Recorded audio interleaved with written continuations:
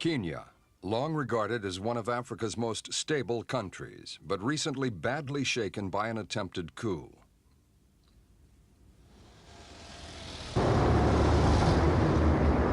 On the surface, Nairobi now gives an impression of order again, as it has done during the years of calm and prosperity following independence from Britain in 1964. Nairobi and Kenya have been models that other black states have tried to imitate, not always with success.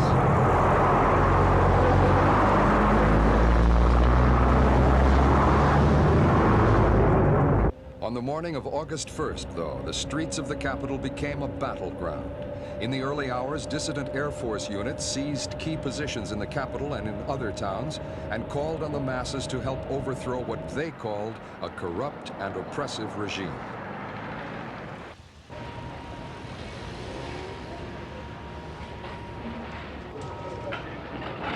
Within hours, loyal troops crushed the rebels and drove off an army of looters who had laid waste large areas of the commercial district.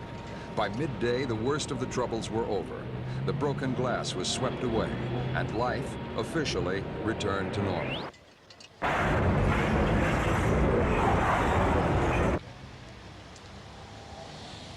There was also the cost in human lives. Long queues formed outside the city mortuary as relatives came to identify the dead.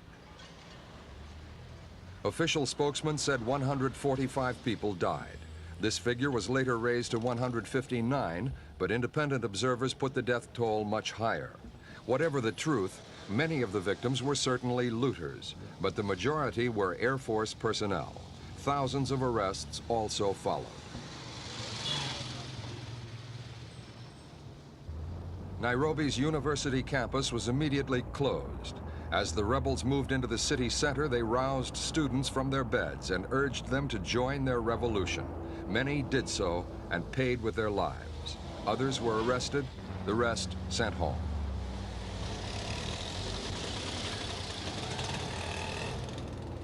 Were the rebels justified in branding the government of President Daniel Arap Moi corrupt and oppressive?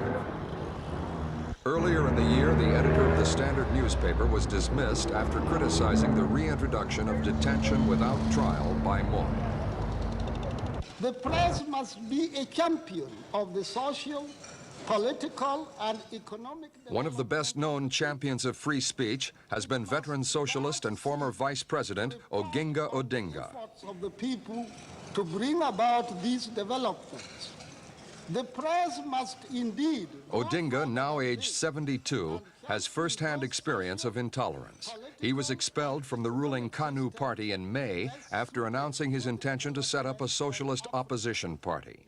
In June, Moi declared Coup the only legal political party in the country. And in July, Odinga's passport was withdrawn after a foreign lecture tour in which he branded the government as corrupt. Odinga is said to have been under police surveillance since the failed coup. But when something comes bad about Odinga, they will make the headline.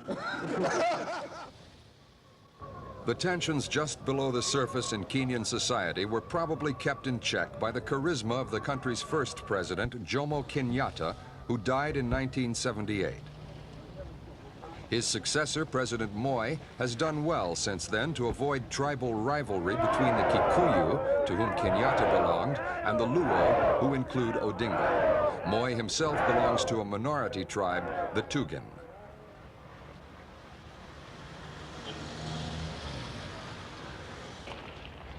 There seemed little doubt about Moi's continued support among the masses 3 days after the coup attempt, when thousands of people turned out in the capital for a solidarity and loyalty rally.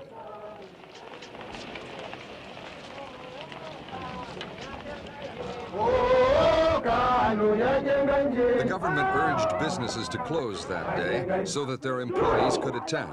But even so, it was an impressive occasion. It reinforced Moi's insistence that the Kenyan people are solidly behind his government. He himself told foreign diplomats that the events of August 1st were no more than a serious form of hooliganism by misguided youths. The country's large Asian population was also represented at the loyalty rally. Their country countrymen suffered persecution in neighboring Uganda under President Amen. And only in February they were criticized by President Moi himself for alleged hoarding and smuggling.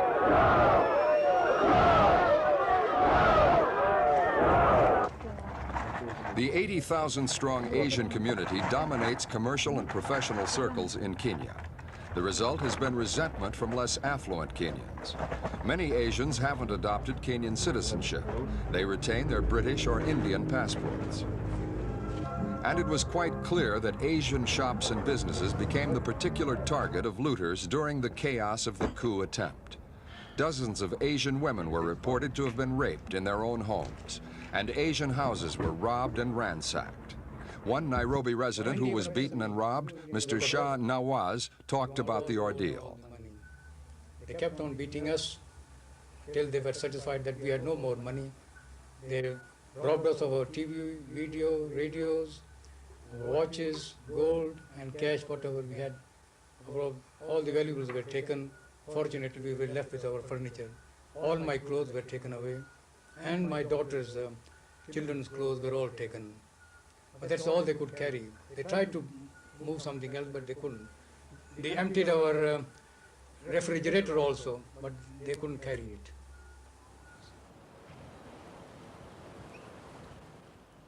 Resentment and greed may have been behind much of the looting, but political opponents of the government object to the excessive wealth of Kenya's black elite on ideological grounds.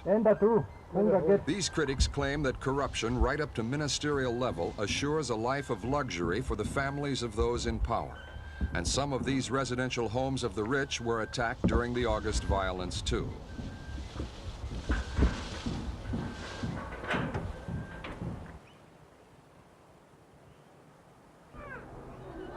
Outside the cities, a familiar sight in Africa, the shanty towns, home for the thousands of poor drawn to the cities in search of employment.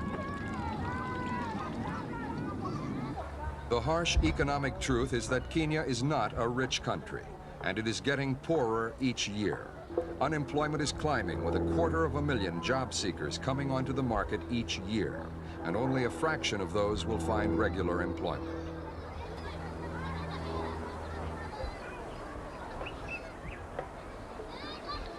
In a bold speech earlier in the year, opposition figure Oginga Odinga declared that mass unemployment, soaring prices, and food shortages were the government's fault, the result of bad planning, the importation of luxury goods, and corruption. But the action taken against Odinga and the detention of several intellectuals, including 4 university lecturers, suggest the government is in no mood to tolerate any more criticism for the time being.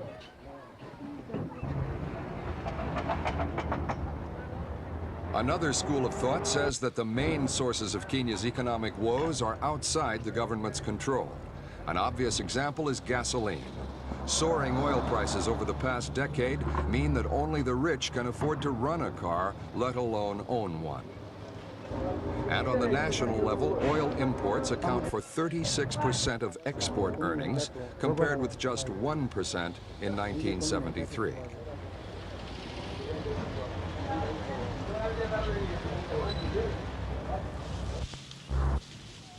Another major factor outside the government's control is the price paid for commodities on world markets. Kenya is heavily dependent on its tea and coffee production in order to keep its economy on an even course. In the mid-1970s, there was a boom in tea and coffee prices, which helped Kenya enormously. These two commodities alone account for almost 50% of all export earnings.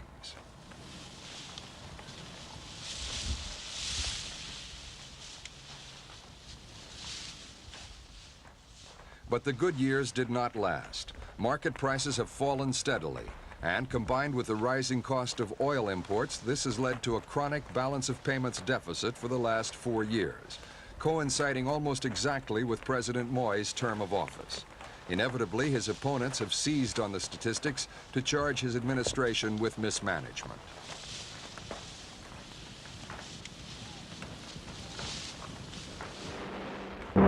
In spite of the poor economic climate, Kenya's tea industry remains one of the country's biggest success stories since independence. It provides employment for 138,000 people. many of them smallholders. The result is one of the best quality teas in the world. And Kenya has now overtaken India as the largest supplier to Britain, which remains the world's main buyer. And the value of tea exports rose again slightly last year to over $130 million.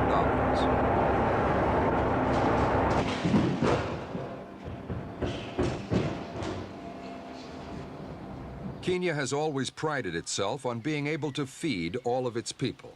85% of the population depend on the countryside for a living, and 80% of the land is arid or semi-arid. This places great demands on the good farming land, and as commodity prices have fallen, the government has begun to make more small holdings available for subsistence farming. This man owns just half an acre of land on the outskirts of Nairobi. He's growing posho, a kind of bean, for himself and his family.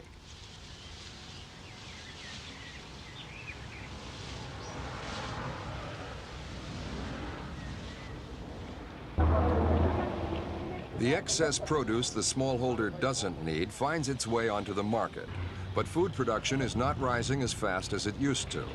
Droughts have been one problem, but recent statistics show an overall increase in food production of less than 1%. This is not enough to keep pace with Kenya's population growth.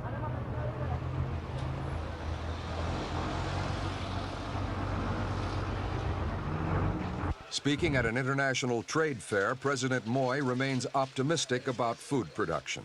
The continent has become more dependent on food imports. However, we in Kenya have done better, and apart from one or two temporary setbacks, mainly caused by adverse climate, the agricultural sector has generally managed so far to keep pace with the bulk food needs of an expanding population.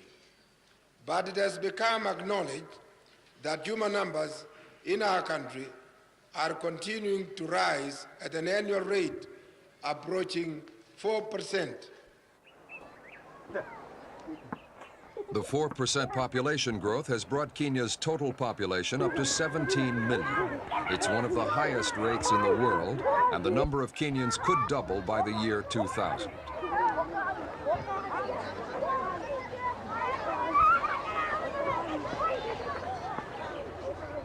With the help of United Nations agencies, the Kenyan government is encouraging birth control. Popular medicine for family planning is a pill which they take every day for 28 days. And another method which is more popular is IUD, lipid loop, which you insert for 5 years and then remove and insert a new one. Another one is for 3 years, it's called copper T. We remove it after 3 years and then insert a new one. Kenya has never experienced the horrors of starvation that have occurred in other African countries, and birth control is one way of keeping down the number of mouths to feed in the future. The total area of arable land is not going to increase, and the Agriculture Ministry has narrowed down what it called the 3 hard options available: more intense cultivation of land, increased yields on the best farmland, and the costly exploitation of semi-arid land. Self-sufficiency remains Kenya's long-term aim, and birth control is part of the plan.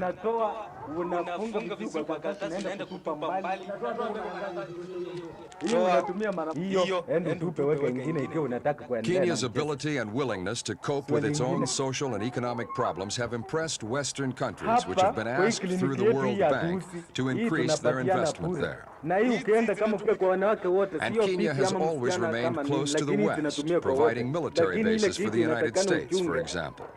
Also, the majority of tourists who bring in over $100 million a year in foreign currency come from West Europe and North America.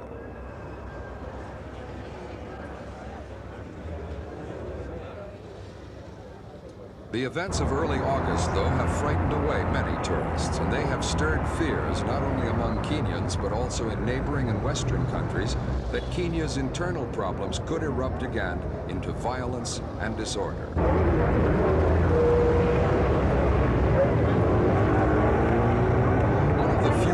preemptive acts by the rebels was to proclaim in a radio broadcast the setting up of a People's Redemption Council.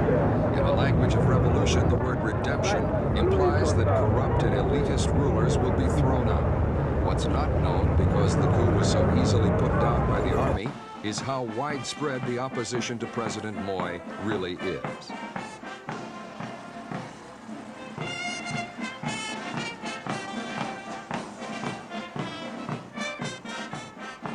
One interpretation of events is that one section of the armed forces crushed a coup attempt by another section. The army, suddenly aware that coups can happen even in peaceful Kenya, will be more vigilant in the future. And President Moi will keep a closer watch on his political opponents. He can do so through the power of the army and of a one-party state. But he will find it harder to restore Kenya's tarnished image of a country of peace and tolerance.